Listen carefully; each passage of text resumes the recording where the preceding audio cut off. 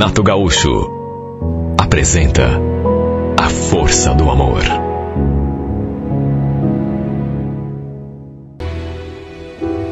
Eu estava indo com a minha filha à casa da minha mãe e, bem naquele momento, quando a gente estava saindo assim pelo portão, a vizinha do lado também chegou. Éramos amigas, a gente se dava razoavelmente bem, digamos assim. Enquanto o marido dela desceu do carro para abrir o portão, ela me cumprimentou e depois acrescentou: sabe que a gente acabou de ver o teu marido lá no Parque Tingui? Eu olhei para ela, meio sem entender. No Parque Tingui? Ué, o que o Celso está fazendo lá? Acho que você se enganou, Sandra. O Celso está trabalhando. Hoje era plantão dele. Ela balançou a cabeça assim de um lado para o outro. Não, era ele mesmo. A gente passou pelo carro dele assim, bem devagar. Ele estava parado lá. Eu até cumprimentei, mas acho que ele não deve ter me visto. Aliás, tinha uma pessoa com ele no carro, só não deu para ver direito quem era. O marido dela voltou pro carro, depois de ter aberto o portão. Eu vi que ele deu uma olhada assim, meio feia para ela, né? Como se não estivesse gostando do que ela estava fazendo, conversando comigo. Naturalmente que deu para ele ouvir pelo menos um pedaço da conversa, né? Ela falando do meu marido, dizendo que tinha visto meu marido no parque. Aí ela se despediu e entraram com o carro no portão, no quintal da casa. Eu confesso que não entendi muito bem, mas juro, nem fiquei preocupada. Com certeza ela devia ter se enganado, porque de manhãzinha, quando saiu para trabalhar, o Celso ainda falou que ia ficar trabalhando até às 6 horas da tarde. Era seu dia de plantão. O fato é que fui para casa da minha mãe, com a minha filha, depois mandei uma mensagem para ele, pedindo que ele passasse lá, depois, para buscar a gente. Aliás, era uma coisa que ele fazia, né? Sempre que a gente precisava. E à noitinha, enquanto voltávamos para casa, perguntei como é que tinha sido o seu dia de trabalho, enfim, assim como quem não quer nada, e ele respondeu que tinha sido bom, normal. Foi só aí que eu comentei que a minha vizinha tinha vindo me falar que eu tinha visto no Parque Tingui à tarde. E não sei, mas deu a impressão de que o semblante dele meio que mudou. Deu um sorrisinho assim, meio estranho. Eu no Parque Tingui? Da onde que essa mulher tirou isso? Deve ter se confundido. O que eu ia estar fazendo no Parque Tingui? Parece louca. Pois é, eu também achei estranho, mas foi o que ela me falou. Enfim, ele falou aquilo e ficou nisso. Estávamos casados fazia 6 anos e tínhamos uma filha de 4. E a gente se dava bem, graças a Deus. Era muito difícil a gente discutir por alguma coisa. Desde que havia tido nossa filha, que eu tinha parado de trabalhar fora, cuidava apenas da casa e da nossa princesinha. Até porque, graças a Deus, o Celso ganhava bem, dava conta das despesas de casa. Inclusive, depois de um tempo, ele passou a trabalhar todo sábado em período integral e não apenas quando era o seu plantão. Coitado, às vezes, chegava em casa tarde da noite, cansado, né? No começo eu reclamava, mas depois acabei acostumando. Afinal de contas, ele estava ganhando o pão nosso de cada dia. Tudo ia bem. Até que tempos depois, num desses sábados, lembro que a nossa filha estava meio doentinha. Aí liguei no celular dele para ver se ele podia me fazer um pix, para que eu pudesse comprar remédio para ela. Estava sem dinheiro. Eram quase 3 horas da tarde, mas só dava fora de área. Liguei um monte e nada. Mandei mensagens e, como não obtive retorno, acabei ligando para a firma. A recepcionista, no entanto, a que me atendeu, quando pedi para falar com o Celso, a resposta dela, sinceramente, me deixou sem saber o que pensar. Celso, o encarregado de compras? Olha, ele não se encontra, já deu o horário dele. Sábado ele trabalha só até o meio-dia. Eu vi aquilo e não me dei por achada. Não, você está enganada, querida. Ele está aí sim. O Celso trabalha sábado o dia todo. Ela insistiu. Não tinha Celso encarregado de compras nenhum ali na firma, pelo menos não naquele horário. Falou que meu marido realmente já tinha ido embora. E falou que ele tinha saído exatamente ao meio-dia e que ela inclusive o tinha visto batendo o ponto e saindo. Olha, eu fiquei com aquele telefone na mão e, sabe, meio sem reação, porque coisa mais esquisita. O fato é que nem tive tempo para ficar tendo algum pensamento ruim. Até porque tinha de correr até a casa da minha mãe para ver se ela me arranjava um dinheiro para poder comprar o remédio para Flávia. De todo modo, naturalmente que eu fiquei com aquilo na cabeça, né? Coisa louca. A menina respondeu com uma convicção tão grande. E mais, ela não se referiu apenas àquele dia. Ela chegou a dizer que meu marido trabalhava aos sábados só até o meio-dia. Sempre. Não só naquele dia. Quando meu marido chegou em casa, naturalmente que eu o confrontei. E ele falou que a recepcionista tinha ficado louca. Que ele tinha saído da empresa por volta das 7 horas da noite. O que aconteceu com o teu celular? Só dava fora de área? Não sei, eu nem tive tempo de olhar o telefone hoje. Olha, eu nunca fui de desconfiar do meu marido. Nunca. Só que convenhamos, né? Tava muito esquisito aquilo. Tanto que no sábado seguinte, chamei um carro de aplicativo. Dessa vez o Celso tinha deixado dinheiro para mim. E fui até a empresa em que ele trabalhava. Eu tinha que tirar aquilo a limpo. Senão ia acabar ficando louca. E foi então que eu acabei descobrindo que ele estava realmente escondendo algo de mim. Porque dessa vez não foi a recepcionista que me deu uma informação, mas o próprio gerente. Segundo ele, ao sábado, meu marido trabalhava só até o meio-dia, do jeito que a menina tinha me dito, no sábado anterior.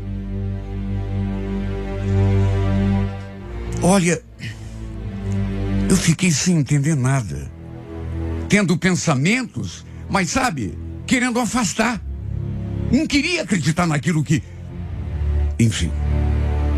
Segundo o gerente acrescentou, aos sábados o Celso trabalhava só até meio-dia e era também raro ele ficar de plantão até mais tarde. Mas se ele não estava ali trabalhando, onde que meu marido passava os sábados então? É claro que a primeira coisa que pinta na cabeça da gente, e nem tem como ser diferente, é que ele devia estar com outra mulher. Eu não queria desconfiar, mas, meu Deus, estava tudo ali diante do meu nariz. Tinha sábados que ele chegava em casa depois das 10 horas da noite. Olha, só Deus sabe como ficou a minha cabeça. Na volta, passei na casa da minha mãe e acabei desabafando com ela. Contei o que tinha acontecido. E ela pediu: Fernanda, é estranho mesmo. Agora, não fique acusando teu marido sem saber, viu? Conversa com ele primeiro. Quem sabe ele tenha uma explicação. Era bem isso que eu pretendia fazer. Só que antes de falar com ele, acabei conversando com a vizinha para saber um pouco mais daquilo que ela tinha mencionado aquele dia. Ela tinha me contado que havia visto o Celso parado com o carro no Parque Tingui. E mais do que isso, chegou a dizer que tinha uma pessoa com ele. Não chegou a ver quem era, não deu para ver, mas viu que tinha alguém. Eu senti que ela ficou ressabiada. Não queria entrar no assunto. Parecia até arrependida de ter. Mas eu insisti.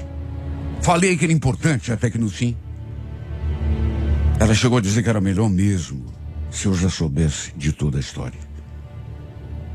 Quando ela falou aquilo, toda a história, eu fiquei me perguntando. Quer dizer então que tem mais do que isso? Imagine como me senti quando ela falou. Olha, Fernanda, aquele dia eu não quis te falar. Quis te dar aquele toque assim, mas não entrar muito assim nos detalhes, mas eu vi que ele estava com uma mulher lá no parque. Os dois estavam no carro. E, enfim, né? Você deve imaginar, né, o que eles estavam fazendo. Não, Sandra, eu não estou imaginando nada. O que eles estavam falando? Estavam se beijando, Fernanda. Ele viu que a gente olhou na direção dele. Ficou todo sem graça, o safado. Desculpa te contar isso, mas foi você que quis saber, né? Eu acho muito errado isso que ele está fazendo com você. Se fosse eu, no seu lugar, se fosse você que tivesse visto o meu marido, alguma coisa errada com ele, eu queria que você me contasse. Olha, eu fiquei num estado. Comecei a chorar porque era algo que eu não imaginava. Segundo ela, a mulher que estava com ele tinha o cabelo preto. Meu Deus, eu achando que tinha um casamento perfeito, que a minha vida era perfeita. E agora eu estou sabendo que ele mentia para mim, me enganava, me traía. Olha, eu podia tê-lo colocado contra a parede naquele dia mesmo, mas sabia que ele ia negar. Ele jamais iria confessar assim na boa que estava me enganando. A verdade é que não sei como consegui manter a estrutura para não explodir quando ele chegou em casa. Aliás, eu já estava até deitada quando ele chegou. Chorei em silêncio quando ouvi o barulho da porta na sala. Ainda não tinha caído a minha ficha. Com a ajuda do meu irmão, no sábado seguinte, deixei minha filha com a minha mãe e fui de carro com ele, meu irmão, até o serviço do Celso. Ficamos lá de tocaia e quando ele saiu de carro, meio-dia, em ponto, do jeitinho que aquela recepcionista tinha falado, inclusive, a gente foi atrás, mantendo distância para que ele não desconfiasse de nada. Seguimos esse homem de novo até a região do Parque Tingui. E vimos quando ele parou diante de uma casa. E foi então que eu vi uma cena que quase fez meu coração parar de bater. Sabe o que você vê teu marido beijando a boca de outra mulher? E dessa vez não era ninguém me contando. Eu estava vendo. Eu vi. Assim que desceu do carro, uma mulher saiu assim pelo portão e foi ao seu encontro. Os dois se abraçaram e trocaram um beijo na boca. Aí ela o pegou pela mão assim e os dois entraram pelo portão. Eu tremia. Meu coração parecia que explodia. Mesmo vendo, eu não conseguia acreditar. Na verdade, eu não queria acreditar. Fiquei ali assistindo aquilo. E uma coisa me chamou a atenção. A Sandra tinha dito que a mulher que estava com ele no dia, lá quando ela viu ele no carro, no parque, ela falou que era morena, tinha o cabelo preto. Só que esta era loura. Meu Deus, como assim? O que significa isso? De todo modo, era só um detalhe. O que importava era que ele estava me traindo. Desci do carro. Fui até aquele portão. E comecei a bater palmas. E foi então que os dois, desavisados, naturalmente, apareceram na janela. Os dois, ele e aquela loura. Quando me viu ali, da maneira mais estúpida que se possa imaginar, o safado ainda tentou se esconder, correr. Só que já era tarde. Chorando, num fio de voz, eu comecei a chamar por ele. Celso, vem cá, Celso, eu te vi. Não adianta se esconder. O que você está fazendo aí? De quem que é essa casa? Quem é essa mulher? Foi a cena mais deprimente que se possa imaginar. Inclusive, quem acabou saindo ali no portão não foi nenhum dos dois, mas uma outra mulher. Pela idade, eu acreditei que era a mãe daquela infame. E quando eu falei que era esposa do Celso, que era para ela ir chamá-lo, ela fez uma cara de surpresa, de quem não estava entendendo nada. E não devia estar mesmo. Dali a pouco o mentiroso saiu. Cara de tacho, rabinho entre as pernas. Fernanda, vamos conversar em outro lugar, tá? Entra no carro, por favor, eu te explico. Ele queria me explicar. Não tinha nada para explicar. Eu já tinha visto tudo. Mesmo assim, ainda sem conseguir assimilar o que estava acontecendo, acabei concordando, fiz um sinal para o meu irmão, pedindo que ele fosse embora, e entrei no carro do meu marido. Ele pediu perdão. Falou que não sabia onde estava com a cabeça para cometer aquele crime contra mim. Falou que me amava, que eu e a nossa filha éramos tudo para ele. Eu fiquei só olhando para a cara dele pensando, como que um homem pode ser flagrado com um amante e 2 minutos depois está dizendo que me ama, que eu sou tudo para ele. Eu não sabia nem o que dizer. Ele ali, olhando com aquela... Não peça a separação. Eu te amo, Fernanda, eu juro.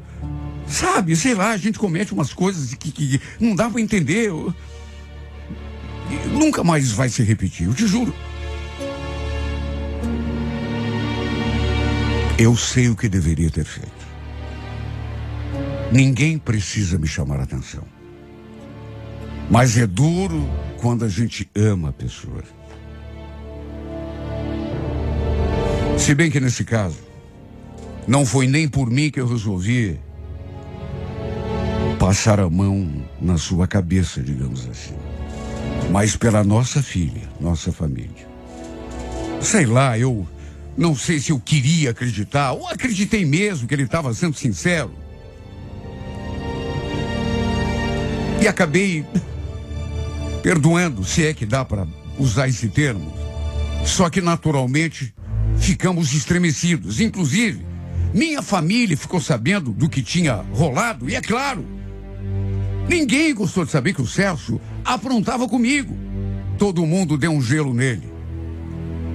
Aos poucos, as coisas foram voltando mais ou menos ao normal.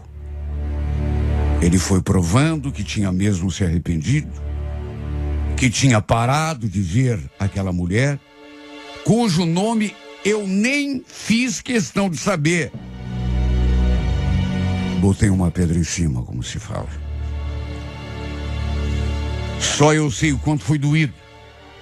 Só eu sei o quanto foi difícil engolir a safadeza dele.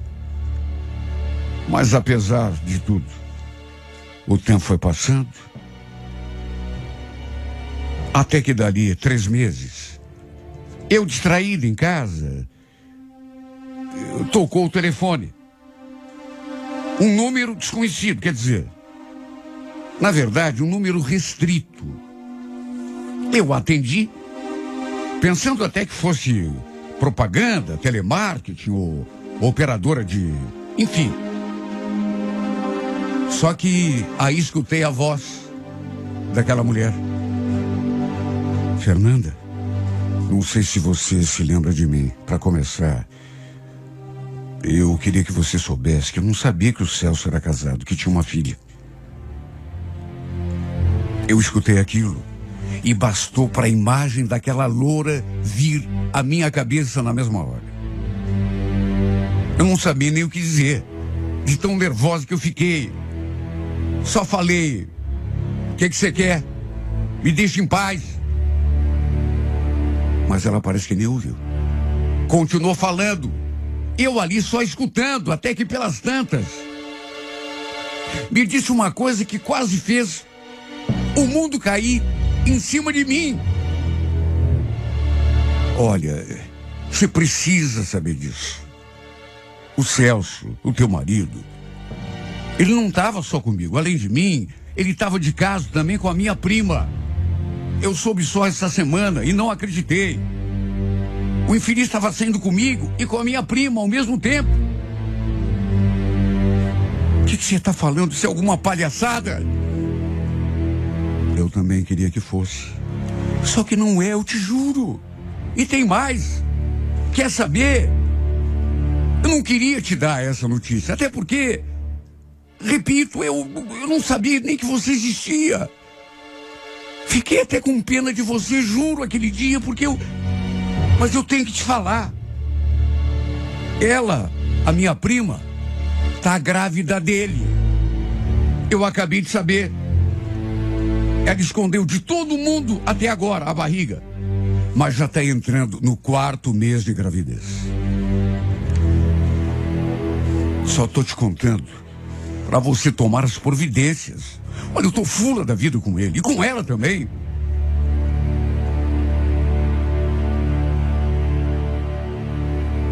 Ela falou aquilo e só acrescentou: e eu também conversei com ele. Eu falei que ia te procurar, que ia contar tudo para você. Alô?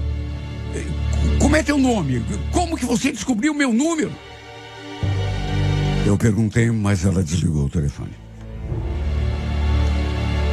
O pior é que eu não podia nem retornar a ligação. Tinha feito uma chamada restrita. Mais uma vez desandei a chorar, me descabelei. E assim fiquei até o safado do Celso chegar, toda encolhida. E quando ele chegou, naturalmente que estava com aquela cara, pelo jeito, a mulher tinha mesmo conversado com ele e dito que ia me contar tudo. E ao me ver naquele estado, ele deve ter concluído que ela tinha mesmo ligado. Tanto que antes que eu abrisse a boca falou: você já está sabendo de tudo, né? Então é verdade. É verdade, você engravidou mesmo outra mulher? Ele não respondeu. Só abaixou os olhos. Se bem que respondeu para quê? Não precisava. A cara dele dizia tudo. Ele repetiu o mesmo discurso que havia feito naquela primeira vez. Aquela conversinha para boi dormir. Que me amava, que eu e a nossa filha éramos tudo para ele, que... Eu não tenho mais nada com ela, Fernando, eu juro. Desde aquela vez que eu me afastei de tudo que é encrenca. Eu só fui saber que a Juliana estava grávida depois, mas eu juro, nunca mais encostei mais nenhum dedo nela. Eu não tinha nem forças para abrir a boca e lhe dar uma resposta. E o detalhe: essa mulher que ele tinha engravidado era morena, ou seja, devia ter sido ela que a minha vizinha viu com ele no carro, aquele dia lá no parque. Só podia ser. Na verdade, ele estava com as duas, do jeito que a mulher me falou no telefone. Uma loura e outra morena. Primas ainda por cima. Na verdade, a amante dele era a polaca, a Lu. Era com ela que ele me traía. Isso ele mesmo acabou confessando. Mas que depois diz que vacilou e acabou saindo também com a prima dela, a morena, a tal de Juliana. E numa dessas vezes aconteceu de ela engravidar.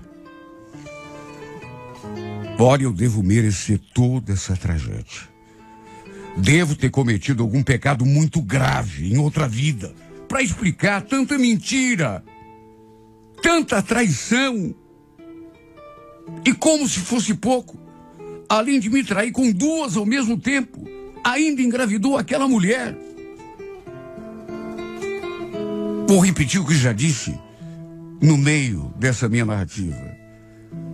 Não me digam o que fazer, porque eu sei o que eu deveria fazer. Mas eu estou me sentindo tão fraca. Eu estou me sentindo tão debilitada. Eu não tenho força para nada. Eu só sei me perguntar: o que faço da minha vida?